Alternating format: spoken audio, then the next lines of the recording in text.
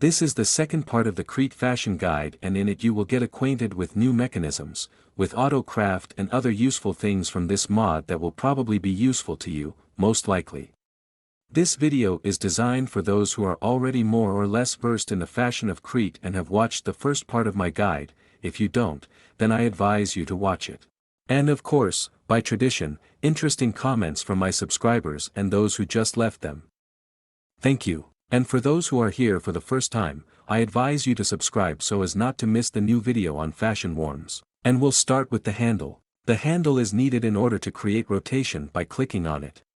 A normal right mouse click will make it rotate counterclockwise, but if you sit down, that is, hold down the shift and right click, then it will rotate clockwise.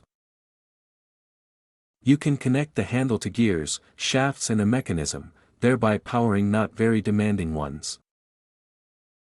Alternatively, run a millstone in field conditions and grind something. And to create you will need any 3 boards of an andesite alloy. The turntable is a very useful mechanism. All it does is rotate. Rotation can be brought to it from below and it rotates in the direction in which the source rotates. How to apply this mechanism is up to you. And here's his craft. You will need any stove and shaft. Next comes the flare burner. This block has 4 states: empty, hungry, hot and very hot.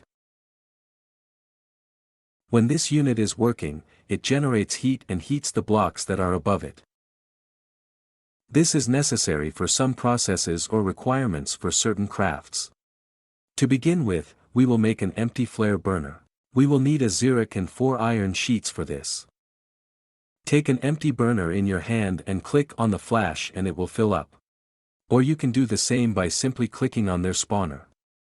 A hungry burner can be powered by right-clicking with something combustible in your hands.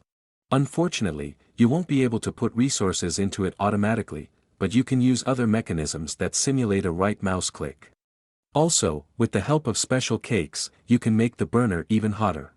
You can do this with the help of a flash cake, or its creative version, which has an infinite duration of Garenge. To create this cake, you will need a dispenser, which we will consider a little later. And an interesting fact, if you put the burner in front of the fan, then you will be able to process some resources. Consider a mechanical mixer. It is needed to create some items. This is how it looks separate from the bowl, and the energy can be brought to it only with the help of gears. In all crafts, the mixer needs a bowl that will stand under it. Let's make a simple recipe like this. We will need the andesites, a piece of zinc for the andesite alloy. We put the ingredients in a bowl and see that nothing is happening, but all because we don't have enough speed for mixing. Therefore, we will increase it a little and notice that the craft has gone, and actually here is the result. For some recipes, it is required that the bowl is heated by a flare burner, in others that it is overheated. To create a mixer, you will need a gear, an andesite case and a whisk. And the Corolla is made of 5 iron sheets and 2 andesite alloys. Next, let's talk about the curtain catapult. She is able to throw objects, mobs and players along a certain trajectory. Take the catapult in your hands, sit down, right-click on some block and you will select it as a target. Now you can put the catapult only in the linear direction from this block. And now just comma our catapult from one of the corresponding sides. When it closes completely, it means that it is cocked and ready to send everything that you put on top of it. And the catapult is made of gold leaf, depot and gear. Next we'll talk about the gutter and the smart gutter. In fact, they perform the same function as a regular funnel, only they do it much faster. Unfortunately, there is a drawback of the gutter: it cannot be connected to the mechanisms from the side, while the funnels can be from almost any. Clicking a wrench on the gutter will create a window through which you can see passing objects. And in the same way it is removed. Also, the gutters are connected diagonally. If you want them to be installed separately, sit down and already install them in this way, then they will not connect. But there is a minus: if the gutters are connected like this, then you will not be able to open the chest under them, and in this case you can. And now let's talk about the smart gutter. It is even faster than the usual one, is able to receive a post at a time, and the redstone signal will allow you to turn it off when you need it. Also a smart gutter and a filter layer. If the slot is empty and you spin the wheel, then you can set how many items it will take out at a time. We have 7 now, that is, he will take 7 pieces each. And if you take a specific item and set it, then you will be able to set a specific number for this item. That is, we now have a slime filter and we will take 6 pieces each. That is, if I throw a groan here, he will not take it, but there will be mucus. And actually, this is how the gutter is made. You will need 1 iron ingot and 2 iron sheets, and you will get as many as 4 pieces.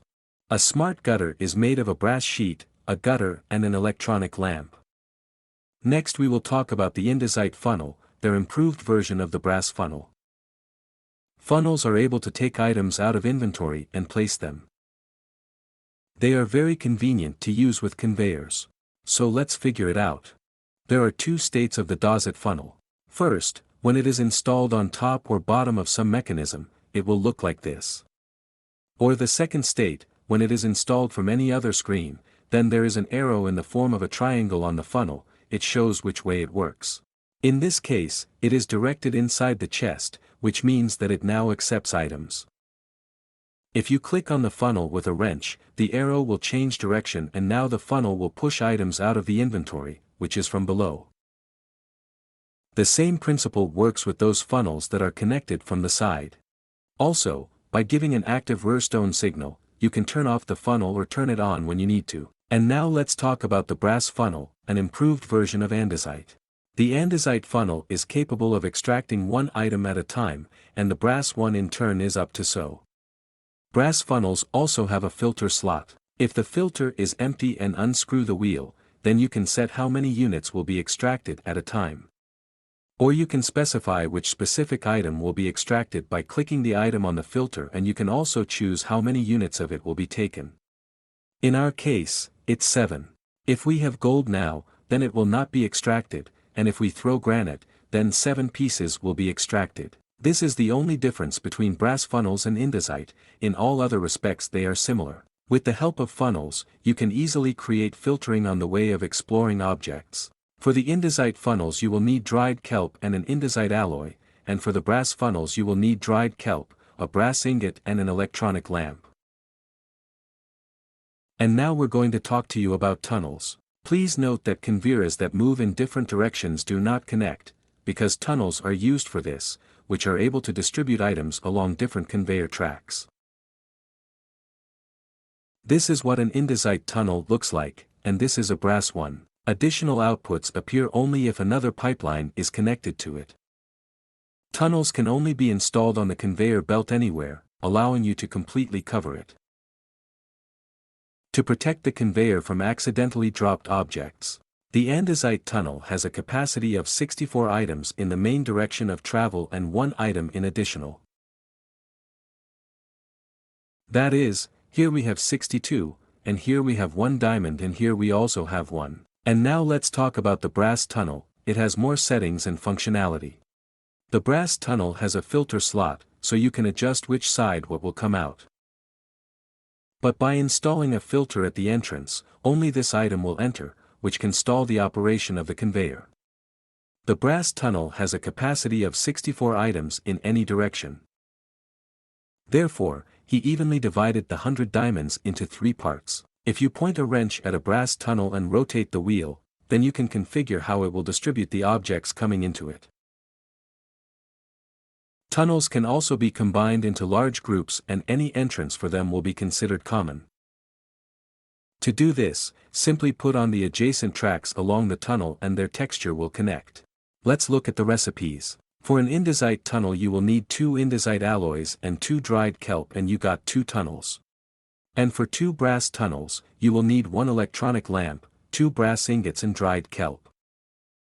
And now we'll talk about filters. You have noticed that some blocks have filters, but as a rule you can put only 1 item there or 1 item from each face. This is not enough, so there are 2 special items in the crate fashion, an object filter and an attribute filter. Let's start with the usual subject filter. We take it in our hand and press the right mouse button and the following interface opens. These slots are needed in order to add items to them. And here we have the settings blacklist and whitelist.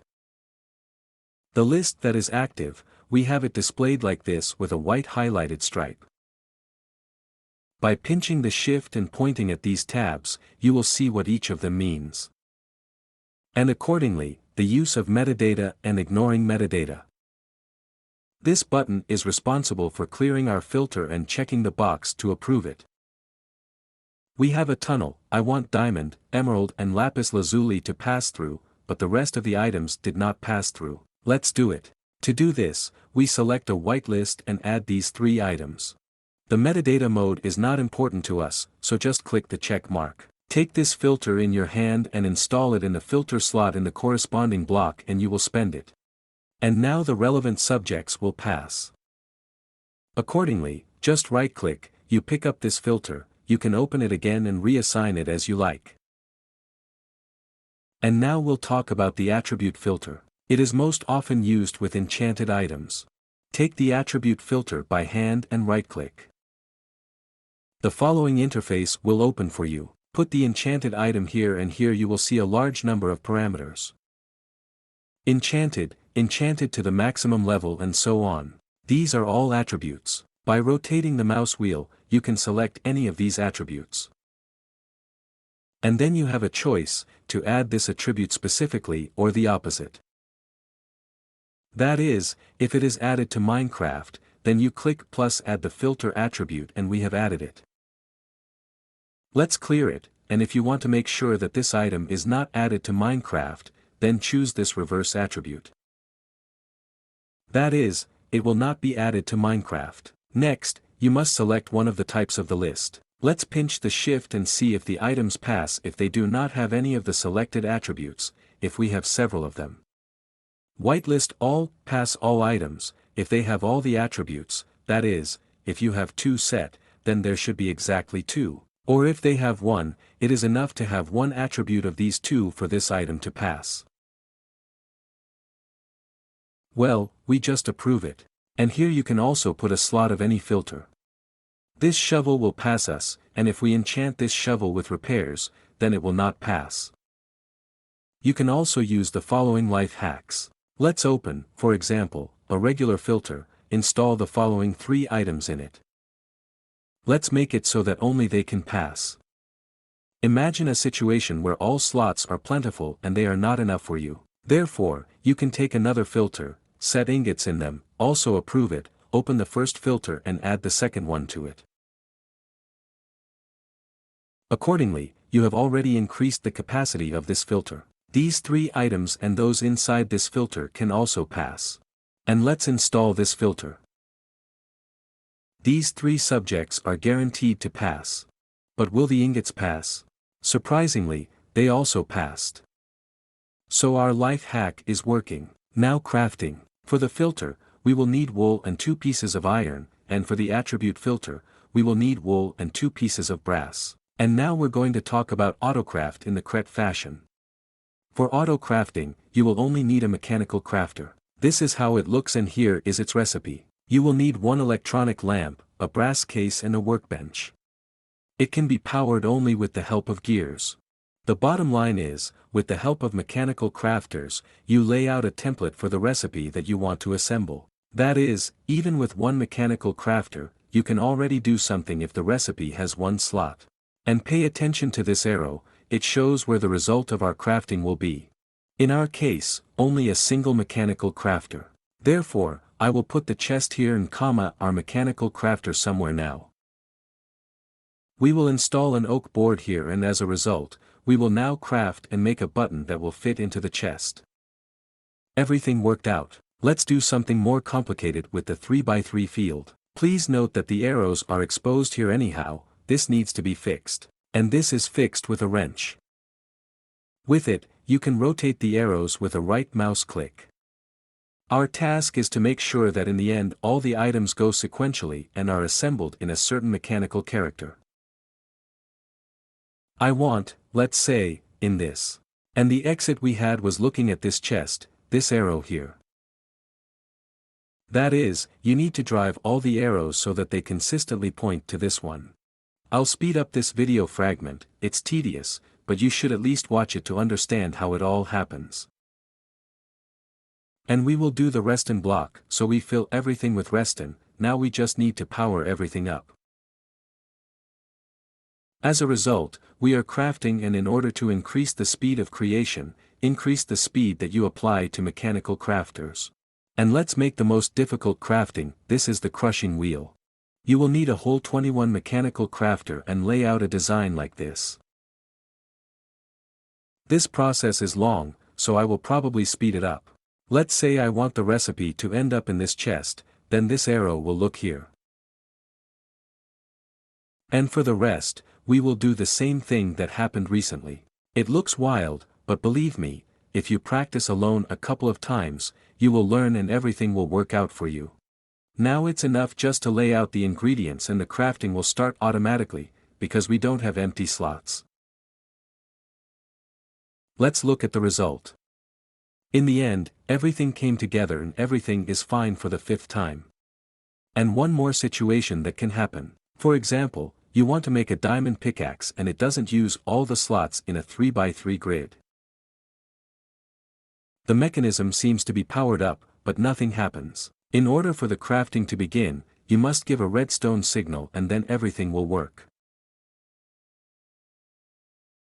It's unpleasant, but it's necessary. It is unlikely that you will make such a construction for yourself purely for a pickaxe. It is better to make one universal and give an arrested signal. Now we will talk about the wheels of crushing and doubling resources. You will only need 2 crushing wheels, and how to do them, I have already shown you when I told you about Autocraft. Put 2 wheels so that there is a distance of 1 block between them. Next, we need to power our crushing wheels, but there is one more nuance: they must rotate towards each other. Therefore, on one wheel I change the speed to negative. That's how it looks. And let's try something. There are a lot of recipes. I'll probably take iron ore and just throw it here, at the intersection of 2 crushing wheels, and in a couple of seconds we'll get the result. In addition to the result of poisoning itself, you can with some probability get some kind of side item. There is even a chance written here. A variant of automation of crushing wheels is shown here. In the chest on top I put the resources that will be processed. Then, with the help of a chute, they fall on the crushing wheels and we get a result that falls on the conveyor, and it smoothly goes into this funnel, getting into the chest. And yes, friends, if you throw a large amount of ore at once, you will notice that crushing will take a very long time. To do this, you need to increase the speed of rotation of the wheels, then you can process up to a stack at a time, literally in a few seconds. On this we will say goodbye, friends. I think there will also be a 3rd and possibly a 4th series in the fashion of Crete. Thanks to everyone, bye to everyone. And Druka was with you.